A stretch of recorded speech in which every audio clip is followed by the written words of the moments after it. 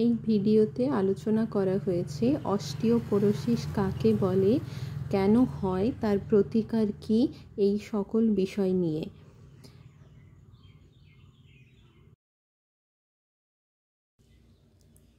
Hi guys, today I will discuss about is a very emerging disease, osteoporosis. এই ডিজিজটা mainly হয় কেন? এটা calcium deficiency disorders, এবং এই ডিজিজে যেটা দেখা দেয় সেটা হলো বোন লস হয়। এই অস্টিওপোরোসিস টার্মিনোলজিটা থেকে আমরা দেখতে পাচ্ছি যে অস্টিও মিনস হলো বোন, আর পোরোসিস মানে হলো পোর বা ছিদ্র। এই অস্টিওপোরোসিস মেনলি দুটো মানে ক্লাসিফিকেশন যদি আমরা অস্টিওপোরোসিসকে করি তো দুটো সময়ে বা দুটো ভাগে এদেরকে দেখা যায়। একটা হলো পোস্ট মেনোপজাল অস্টিওপোরোসিস, আর একটাকে বলে সিনাইল অস্টিওপোরোসিস। ঠিক আছে, এই দুটো সময়ে অস্টিওপোরোসিস সব থেকে বেশি দেখা দেয়। তো নর্মালি গাইজ আমরা দেখতে পাচ্ছি যে যখন একটা বোন মানে হেলদি বোন থাকে তখন বোনটা কেমন দেখতে থাকে, তখন বোনটা গাইজ দেখো আমরা দেখতে পাচ্ছি বোনের ভেতরে কোনো ছিদ্র নেই, বোনটা একটা কম্প্যাক্ট একটা সলিড মেটেরিয়াল দ্বারা তৈরি হয়ে আছে। কিন্তু যখন বোন ডেন্সিটি কমতে থাকছে, অস্টিওপোরোসিস বোন হচ্ছে, তখন কি হচ্ছে, বোনের ভেতরে এই যে ছোট ছোট বিন্দু বিন্দু অংশগুলো আমরা দেখতে পাচ্ছি যেগুলো অস্টিওব্লাস্ট সেল, ঠিক আছে, তো সেই জায়গাগুলো আস্তে আস্তে একটা ছিদ্রে পরিণত হচ্ছে, বড় বড় পোর তৈরি হয়ে যাচ্ছে। এই পোরগুলোকেই বলা হচ্ছে অস্টিওপোরোসিস। তো গাইস এবার আমরা জানবো যে অস্টিওপোরোসিস হচ্ছে কিভাবে। না, নর্মাল একটা হেলদি বোন বিভিন্ন কারণে তারা কি হতে পারে, ডিফর্মিটিস হতে পারে। প্রথমে যে গল্পটা আমি তোমাদেরকে বলবো যে অস্টিওপোরোসিস হওয়ার পিছনে প্রধান কারণ হলো ক্যালসিয়াম এবং ভিটামিন ডি বডিতে যদি পর্যাপ্ত পরিমাণে না থাকে, বা আমরা খাবারটা খাচ্ছি আমাদের বডিতে অ্যাবসর্পশন হচ্ছে না, বা আমাদের ইন্টেস্টিনালে কোনো সমস্যা আছে, গাটে এটা ভিটামিন ডিটা কি হচ্ছে, ক্যালসিয়ামটা অ্যাবসর্পশন হচ্ছে না, প্রপার সানলাইটে আমরা থাকছি না, এক্সারসাইজ করছি না। আচ্ছা, কিডনিতে 125 ডাইহাইড্রক্সি কোলেক্যালসিফেরলের কোনো রকম এনজাইমের মানে অ্যাবসেন্সের জন্য অ্যাক্টিভ ভিটামিন D3-তে কনভার্ট হতে পারছে না, তাহলে গোটাটাই ফিজিওলজিক্যাল প্রবলেম। এটা থেকে বাঁচার যে রাস্তা দুটো, সেটা হলো সানলাইটে আধা ঘন্টা তোমাকে এক্সপোজার করতে হবে, আর ক্যালসিয়াম আর ভিটামিন ডি ফসফরাস সম্মিলিত খাবার খেতে হবে। সেগুলো কি না, সমস্ত প্রোটিন প্রোডাক্ট, মাছ, মাংস, ডিম, দুধ, ছানা, দই, পনির, এসব খাবার, আর তার সাথে এক্সপোজার হতে হবে সানলাইটে। কিভাবে এক্সপোজার হতে হবে? খুব ভালো হয় যদি বডিতে তেল লাগিয়ে আমরা বডিটাকে এক্সপোজার করি। যেহেতু ভিটামিন ডি ফ্যাট সলিউবল, তাই যদি তেল মেখে আমরা থাকি তাহলে খুব ভালো সেটা কি হয়, অ্যাবসর্পশন হতে পারে স্কিনের মধ্যে, এতে খুব ভালো কাজ করে। তাহলে একটা হেলদি বোন কিভাবে ডিফর্মিটিস হচ্ছে, ডিফারেন্ট ইনডিউসিং ফ্যাক্টর আর মানে গুলো কি কি না, এজিং, বয়স বাড়লে আস্তে আস্তে কি হয়, বোন ডেন্সিটি কমে, বোনের মধ্যে পোর তৈরি হয়, বোনগুলো অস্টিওপোরোসিস হয়। সেক্সুয়াল স্টেরয়েড ডেফিসিয়েন্সি, বিশেষ করে যে হরমোনগুলো আছে যেগুলো মেনোপজাল টাইমে সব থেকে বেশি মানে মেনোপজ হয়ে গেলে এই হরমোনগুলো আর কাজ করতে পারে না। যেহেতু অস্টিওপোরোসিসটা মেয়েদের সব থেকে বেশি হয়, ইস্ট্রোজেন এবং প্রোজেস্টেরন হরমোন না এখানে সব থেকে বেশি কিন্তু এফেক্ট করে। তো এই ইস্ট্রোজেন আর প্রোজেস্টেরন হরমোনের যে রিলিজ হয় বডি থেকে, সেই মাত্রাটা কমে যাওয়ার জন্য কিন্তু অনেক সময় অস্টিওপোরোসিস দেখা দেয়। ঠিক আছে, এছাড়া প্যারাথাইরয়েড হরমোনের কার্যকারিতা ঠিকঠাক না হলেও অস্টিওপোরোসিস দেখা দেবে। কিছু মেকানিক্যাল আনলোডিং থাকে, যেমন হতে পারে যদি আমরা প্রপার প্রোটিন ইনটেক না করি, ঠিক আছে, ফ্যাটটা ঠিকঠাক মতো আমরা যদি ডাইজেস্ট করতে না পারি, সেই ক্ষেত্রেও কিন্তু সমস্যা দেখা দেয়। আর গ্লুকোকর্টিকয়েড এক্সেস, গ্লুকোকর্টিকয়েড থেকে যে ধরনের হরমোন বেরোয় গ্লুকোকর্টিকয়েডস, সেই ধরনের হরমোনের যদি এক্সেস ক্ষরণ হয় সেক্ষেত্রেও দেখা দেয় ক্যালসিয়াম কিন্তু বোন থেকে লিচ হয়ে যাচ্ছে, সেখানেও সমস্যা দেখা দেয়। এরপর গাইজ আমরা দেখতে পাচ্ছি যে পসিবল মেকানিজম, যে কিভাবে বোনটা আস্তে আস্তে ক্ষয় হতে শুরু করেছে। না অ্যাপোপ্টোসিস মানে সেলগুলো আস্তে আস্তে ধ্বংস হয়ে যাচ্ছে, নষ্ট হয়ে যাচ্ছে। ঠিক আছে, অ্যাপো মানে ক্ষয়, মানে সেলের ক্ষয় হচ্ছে, বোনের ক্ষয় হচ্ছে। ইনফ্ল্যামেটরি রিয়াকশন হচ্ছে, এই জন্য কি হয়, যেখানে পোর তৈরি হচ্ছে, অস্টিওপোরোসিস বোনের মধ্যে এই জায়গাগুলোতে কি হচ্ছে না একটা ইনফ্ল্যামেশন হচ্ছে। ইনফ্ল্যামেশন হলে কি হবে, ফুলে যাবে, ব্যথা হবে, লাল হয়ে যাবে, সেই সমস্যাটা হচ্ছে। অটোফেজি মানে কি, এইখানে যে সেলগুলো নষ্ট হচ্ছে সেই সেলগুলোকে কি করছে, ইমিউন সিস্টেম এনগালফ করে নিচ্ছে।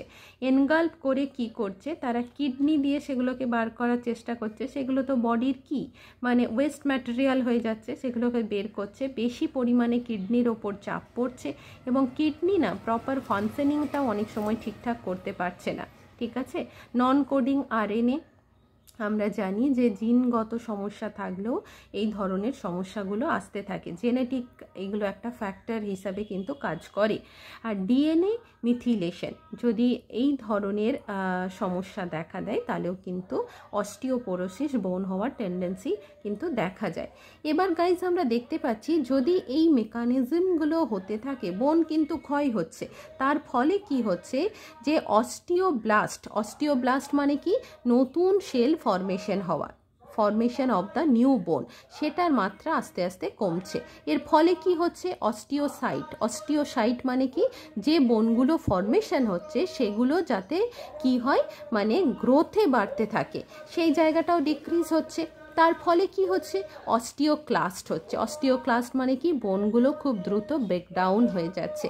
তার মানে সেল যদি ফরমেশন হতে না পারে, সেল যদি গ্রোথ এবং ডেভেলপমেন্ট ঠিকঠাক হতে না পারে, তাহলে অবভিয়াসলি সেলগুলো কি হচ্ছে, ম্যালনারিশড হয়ে যাচ্ছে, তাহলে সেলগুলো ব্রেকডাউন, রাপচার্ড হয়ে যাচ্ছে। এই কন্ডিশনটাকে বলা হয় অস্টিওপোরোসিস বোন। তো কেন হচ্ছে গাইস, আগেকার দিনে মানুষেরা না কি হতো, অ্যানসিয়েস্টার সময়ে তারা ক্যালসিয়াম, ফসফরাস, ভিটামিন ডি এগুলো মানে তারা একটা সঠিক অনুপাতে ব্যালেন্স ডায়েটে তারা খেত। ঠিক আছে, তারা এক্সারসাইজ বেশি করতো, বডির মুভমেন্ট বেশি করতো, যার ফলে এই ধরনের সমস্যাগুলো কিন্তু কম হতো। এবং থাইরয়েডের সমস্যা এখনকার যেটা খুব কমন, হাইপার প্যারাথাইরয়েডিজম, এর ফলেও পিটিএইচ হরমোনের কার্যকারিতা কিন্তু কি হচ্ছে, হ্যাম্পার হচ্ছে। সেক্ষেত্রেও কিন্তু কি হচ্ছে, ক্যালসিয়াম অ্যাবসর্পশনের মাত্রা আমাদের বডিতে ঠিকঠাক থাকছে না, এটাও হ্যাম্পার হয়ে যাচ্ছে, যার ফলে ক্যালসিয়াম অ্যাবসর্পশন হচ্ছে না। এখানেও থেকে ক্যালসিয়াম কি হচ্ছে, বডিতে ক্যালসিয়াম লেভেলের মাত্রা কমতে থাকছে।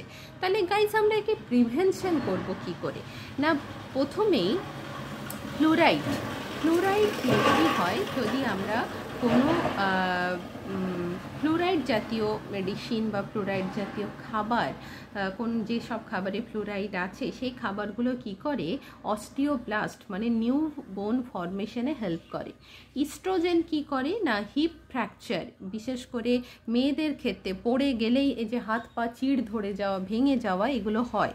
তো সেক্ষেত্রে ইস্ট্রোজেনের যখন মেনোপজ হয়, ইস্ট্রোজেন প্রোজেস্টেরন তো বডিতে কি হয়, কমে যায় মাত্রাটা, তখন কিন্তু হিপ ফ্র্যাকচারের টেন্ডেন্সিটা খুব বেড়ে যায়।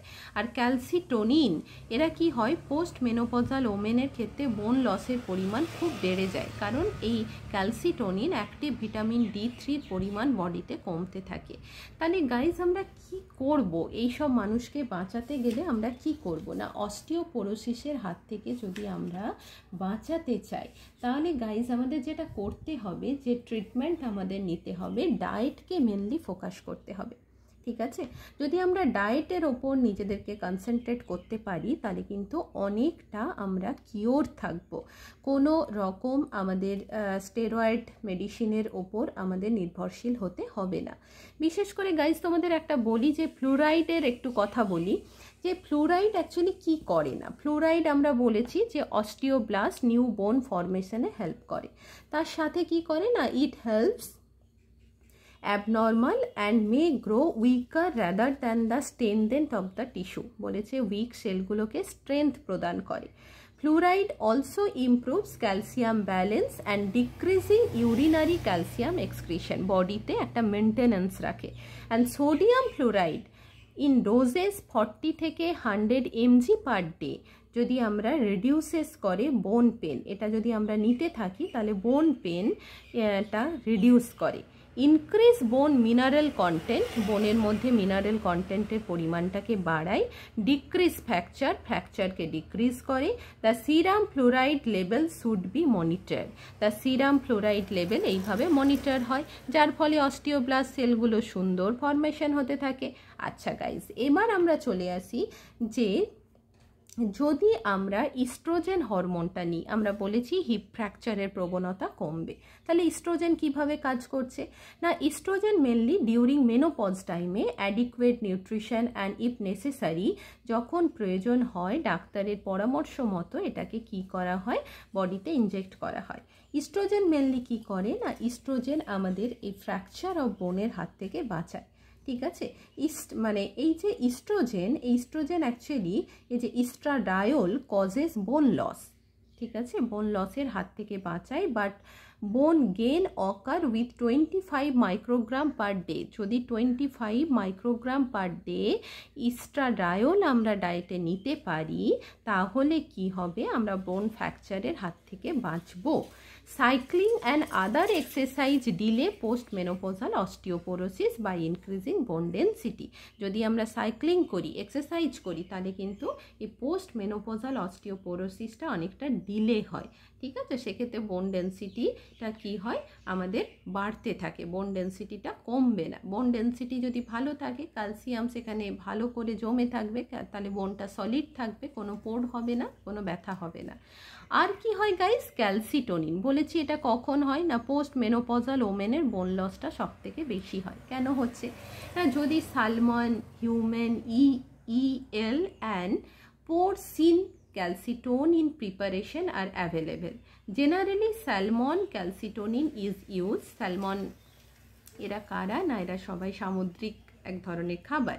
ইট reduce the bone loss in post menopausal women, post menopausal ওমেনদের কি হয়, এই খাবারগুলোকে যদি আমরা ডায়েটে ঢোকাতে পারি তাহলে আমরা কিন্তু এই ধরনের ডিজিজের ক্ষেত্রে যে সাইন সিমটমসগুলোকে আমরা প্রিভেন্ট করতে পারবো। ঠিক আছে গাইজ, বোঝা গেছে হোয়াট ইজ অস্টিওপোরোসিস এবং how it is prevent. Main যেটা ফোকাস করতে হবে diet, exercise.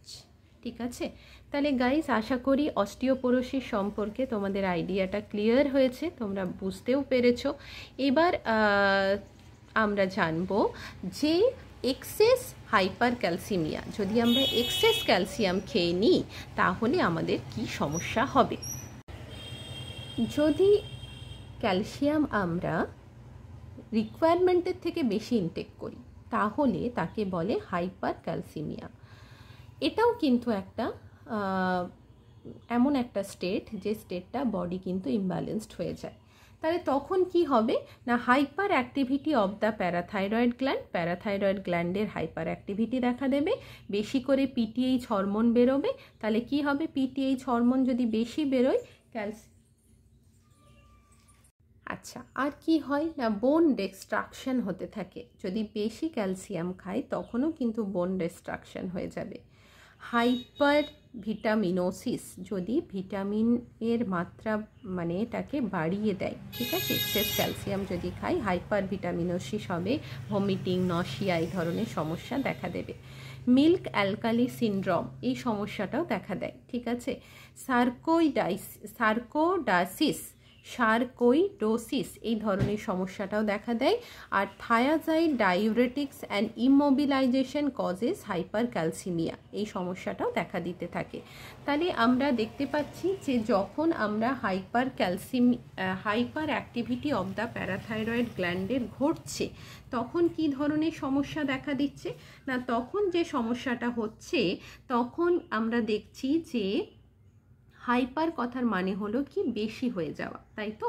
The mobilisation of the calcium from the bone occur with increase parathyroid activity, এইখানেই কিন্তু প্যারাথাইরয়েড গ্ল্যান্ডের কার্যকারিতাটা বাড়তে থাকছে, যার ফলে কি হচ্ছে, সিরামে ক্যালসিয়াম লেভেল বাড়ছে, তাই তো। সিরামে যদি ক্যালসিয়াম লেভেল বাড়ে তাহলে আমরা কি জানি, ইউরিনারি এক্সক্রিশনে ক্যালসিয়াম বেশি বেরিয়ে আসবে, তার ফলে কিডনির ওপর একটা প্রেশার পড়বে, কিডনি ইমব্যালেন্সড হতে থাকবে। তার ফলে কি হবে, ডিক্যালসিফিকেশন ঘটবে। ডিক্যালসিফিকেশন হলে কি হবে, লং বোন যেগুলো আছে, বিশেষ করে আমাদের ফিমার, এই যে বোনগুলো আছে সেইগুলোর ওপর চাপ পড়বে, এর ফলে বোনটা উইক হবে। এর ফলে আর কি হতে পারে, নশিয়া হতে পারে, ভমিটিং হতে পারে। তাহলে deposition of calcium in the kidney may give rise to stone formation and even kidney failure. বেশি যদি ক্যালসিয়াম খায় কিডনির ওপরে, এই জন্য যাদের অস্টিওপোরোসিস থাকে, মুঠো মুঠো ক্যালসিয়াম ভিটামিন ডি ট্যাবলেট খাওয়াটা যে কতটা ক্ষতিকারক সেটা কিন্তু বোঝার সময় এসেছে। আমরা ডায়েট থেকে আমরা ক্যালসিয়াম নিতে পারি, ঠিক আছে, কিন্তু আমরা মেডিসিনে মাধ্যমে দীর্ঘদিন যদি ক্যালসিয়াম ট্যাবলেট খাই তাহলে কিন্তু কিডনি ডিজিজ বা কিডনিতে স্টোন হওয়ার চান্স কিন্তু বেড়ে যাচ্ছে। তাহলে প্রোটিন খাবার এক্সেস যদি আমরা খাই তাহলে কি হবে, কিডনি তার নর্মাল ফাংশনিং যে ক্ষমতা সেটা কিন্তু হারাবে।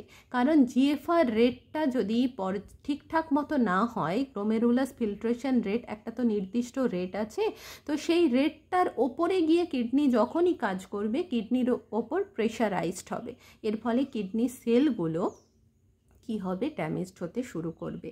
বোন ডিস্ট্রাকশন কিভাবে হচ্ছে না, বোন ডিস্ট্রাকশন কিভাবে হয় না, due to cancer deposit, specially from the ক্যান্সারের ক্ষেত্রে of the breast and bronchus or myelomatosis, এই ধরনের ক্ষেত্রে কিন্তু বোন ডিস্ট্রাকশন বেশি দেখা দেয়। The increase serum calcium level, কি হচ্ছে, ক্যালসিয়াম লেভেলের মাত্রাটা সিরামে বাড়ছে, মে ইভেন প্রুভ ফ্যাটাল, এটা কিন্তু প্রমাণ করেছে যদি সিরামে ক্যালসিয়ামের মাত্রাটা বাড়ে এটা কিন্তু একেবারে ভালো লক্ষণ নয়। কারণ প্যারাথাইরয়েড রিলেটেড প্রোটিন, যেটাকে আমরা পিটিএইচআরপি বলি, is secreted by serious growth, এটা কিন্তু কি করে, ভীষণ একটা ইম্পর্টেন্ট রোল প্লে করে, যার ফলে বোন পিটিএইচ এবং প্যারাথাইরয়েড প্রোটিনগুলো কি হয়, ডিটেক্টেড করে ইমিউনো রেডিওমেট্রিক অ্যাসে যখন হয় তখন বোঝা যায় যে থাইরয়েড গ্ল্যান্ডের হাইপার অ্যাক্টিভিটি হয়ে গেছে কিনা।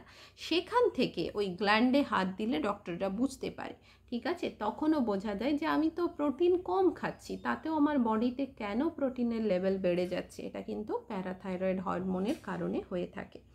ক্যান্সারের ক্ষেত্রে অনেক বেশি এটা কিন্তু দেখা দেয়, ঠিক আছে। আর কি বলেছি, যে হাইপার ভিটামিনোসিস, এটা তো আমরা বুঝতেই পারছি, over doses of the vitamin D, hyper vitaminosis D বলতে পারি, ঠিক আছে। যদি আমরা বেশি পরিমাণে ভিটামিন খেতে থাকি, ভিটামিন ডি নিতে থাকি, এক্সেসিভ সানলাইটে নিজেদেরকে এক্সপোজার করি, বেশি প্রোটিন খাই, তাহলে কি হবে, আমাদের calcium excessive absorption of the calcium from the gut থেকে বেশি পরিমাণে ক্যালসিয়ামটা অ্যাবসর্পশন হবে। আর লার্জ ডোজে যদি ভিটামিন ডি আমরা নিতে থাকি, ক্যালসিয়াম ট্যাবলেট খেতে থাকি, তার ফলেও কিন্তু কি হবে, to mobilise calcium from the বোনের মধ্যে ক্যালসিয়ামটা বেশি পরিমাণে মোবিলাইজড হতে শুরু করবে। ডাইহাইড্রোক্রিস্টারল, ঠিক আছে, এই যে কম্পোনেন্টটা, এটা কি করে না, এটা যদি ওভার ডোজেস আমরা নিই তাহলেও কিন্তু আমাদের বডির মধ্যে কিছু মানে প্রবলেম সিচুয়েশন দেখা দেবে, ঠিক আছে। এছাড়া আমরা বলেছি মিল্ক অ্যালকালি সিনড্রোম, এই সমস্যাটা হলে কি হতে পারে না, মিল্ক অ্যালকালি সিনড্রোম যদি হয়, বলেছে যখন আমরা সলিউবল অ্যালকালিজ, কারা না, যেমন সোডিয়াম বাইকার্বনেট কোথায় পাওয়া যায় আমরা জানি, যখন আমরা কেক খাই, আমরা বেশি পরিমাণে cold drinks, pizza, pastry, fast food খেতে থাকি, we are given with the large amount of the milk for the treatment of peptic ulcer, systematic alkalosis and high serum calcium often resulted milk alkali syndrome। এটা কি ধরনের রোগ না, যখন আমরা peptic আলসারের patient থাকে তাদের মিল্কের প্রোডাক্ট বেশি দিই তো খেতে, যাতে কি হয়, দই, দুধ এগুলো কি করে, এটাকে আলসারটাকে কিওর করতে পারে। তো সেই জায়গা থেকে দেখা যায় যে systemic alkalosis and high serum calcium often result কি করছে, কিডনি ফেলিওর, ঠিক আছে। It is possible that some of this cases had hyper parathyroidism with associated peptic ulcer.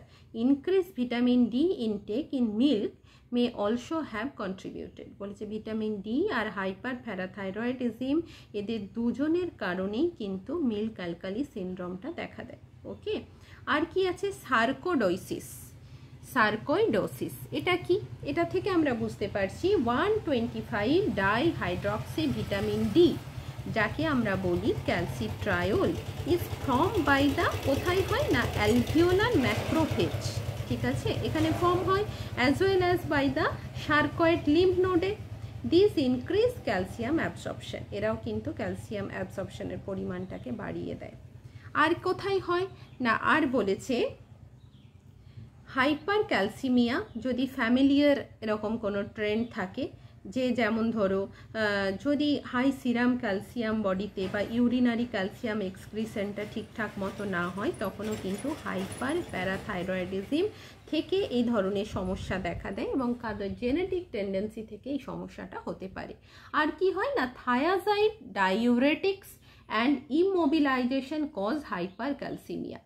Thiazide diuretics এমন কিছু ওষুধ আছে যারা কি করে, যে ইমোবিলাইজেশন করে, কজ হাইপার ক্যালসিমিয়া, যার ফলে সিরামের ভেতর ক্যালসিয়ামের লেভেলের মাত্রাটা বেড়ে যায়। ঠিক আছে, তাহলে ক্লিনিক্যাল ম্যানিফেস্টেশন কি কি দেখে আমরা বুঝবো যে অস্টিওপোরোসিস হয়েছে?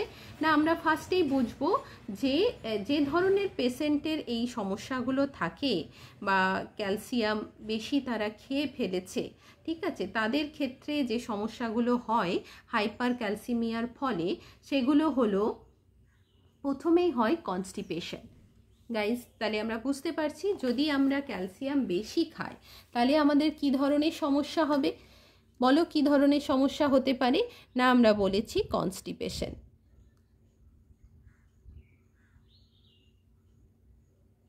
কনস্টিপেশন হবে। সেকেন্ড কি হতে পারে? না, ল্যাথার্জি। আমরা যতটা দরকার, যতটা আরডিএতে বলা আছে ঠিক ততটাই আমরা নেব, বেশি খাবো না। আর কি হতে পারে? Rapid onset of fatigue. ঠিক আছে, র্যাপিড অনসেট অফ ফ্যাটিক হয়েছে। নেক্সট কি আছে? নেক্সট বলেছে এক্সেসিভ ইউরিন। এই সমস্যাগুলো কিন্তু এই হাইপার ক্যালসিমিয়ার ফলে কিন্তু দেখা দেয়। ঠিক আছে, আর কি হয় এছাড়া, যেটা আমরা সবাই জানি, হাইপার ভিটামিনোসিস বা হাইপার ক্যালসিমিয়া, এই ধরনের সমস্যা হলে নশিয়া, ভমিটিং হতে পারে, লস অফ অ্যাপেটাইট হয়তো। আর কি হয়? অ্যাবডোমিনাল পেন, বেশি প্রোটিন খেয়ে নেবে, তাহলে কি হবে? ডাইজেশন হবে না, তাহলে কি হবে? পেট খারাপ হয়ে যাবে, অ্যাবডোমিনাল পেন, এই সমস্যাগুলো হতে থাকে। ঠিক আছে, আর কি হয়? যাদের পেপটিক আলসার বা প্যানক্রিয়াটাইটিস আছে তাদের ক্ষেত্রেও কিন্তু এই সমস্যাগুলো অনেকটা এই একই সমস্যা দেখা দেয়। তখনও কিন্তু চিনতে হবে যে আমার কিসের জন্য এই সমস্যাটা হচ্ছে। তো ফার্স্ট তোমাকে যেটা করতে হবে, প্রপার ডায়াগনোসিস করতে হবে, তারপর তোমাকে ডক্টর এবং ডায়েটিশিয়ানের পরামর্শ নিয়ে থাকতে হবে, যাতে করে তোমরা এই ধরনের ডিজিজগুলোকে প্রিভেন্ট করতে পারো। তো গাইস, আমার অস্টিওপোরোসিস রিলেটেড ইলাবোরেট ডিসকাশন তোমাদের কেমন লেগেছে তোমরা জানাবে চ্যাট বক্সে, এবং আশা করি তোমরা অনেকটা উপকৃত হবে বিষয়টি সম্পর্কে।